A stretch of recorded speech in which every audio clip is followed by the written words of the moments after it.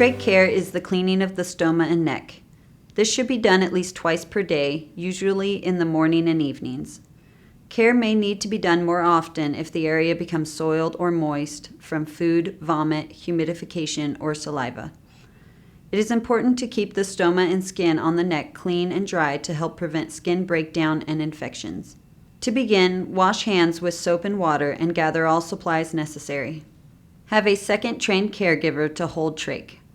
Suction supplies, to have ready if child needs to be suctioned. Sterile water. Cotton swabs.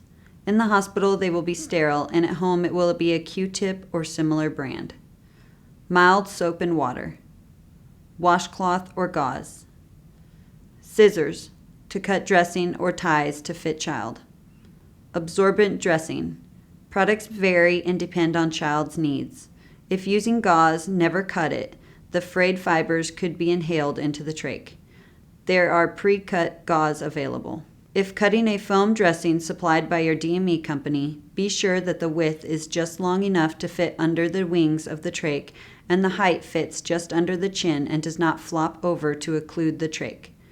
To have it wrap around the stoma and trach, cut a single slit that goes about halfway down.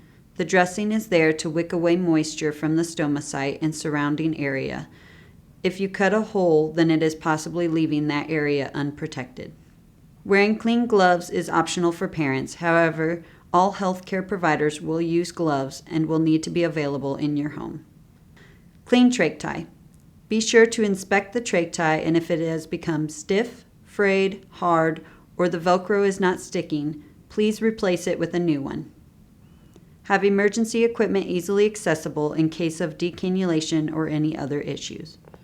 Step 1. Put on clean gloves if you choose to use them. 2. Prepare child by placing in position of comfort. Have distraction measures ready and set up for your child. Place a roll under your child's shoulder if needed to help visualize the neck and stoma site. It can be a towel or blanket rolled up or a pillow. You may also swaddle your infant or young child to prevent extreme movement or grabbing of equipment. 3. Second person holds trach gently by the flange of the trach tube to prevent trach from coming out. 4. Remove trach tie from one side. Please keep tie attached to one side in case of emergencies. Remove old dressing and inspect skin for any sign of infection or breakdown. Assess for any redness, rash, odor, or drainage. If any signs of infection are noted, please call your doctor. The skin around your child's stoma and neck should be the same color as the rest of their skin, and the stoma should be pink like the inside of your child's mouth. 5. Use wet cotton swabs to clean around the stoma site. Moisten swab by dipping in sterile water. Begin at the top of the stoma and wipe in one straight line away from the opening. Discard this swab. With a new wet swab, start again at the top of the stoma on the opposite side and repeat. Discard this swab and continue this process along the border of the stoma until all areas are cleaned. Remember to wipe the flanges or wings of the trach as well. 6. Use dry cotton swabs to dry the area around the stoma site using the same procedure. 7. Clean the neck with mild soap and water using a washcloth or gauze. 8. Dry the neck with a towel or gauze. 9. Apply the absorbent dressing around stoma and under flanges of trach. 10.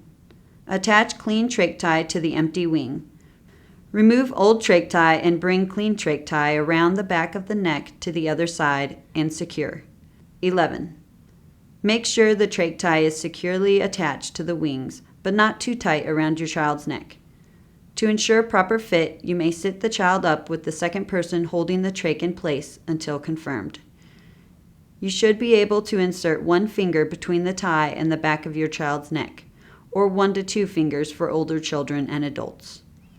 12. Remove swaddling and towel roll if used. Remember to only apply lotions and powders as directed by your doctor and do not use them near the stoma site. You will clean used trach ties with mild soap and water and hang them to dry to be used later. Do not place in dryer. If your child is older and has an adult-sized trach, it may have an inner cannula. The inner cannula is a removable piece of the trach that locks into place. It should be cleaned twice per day.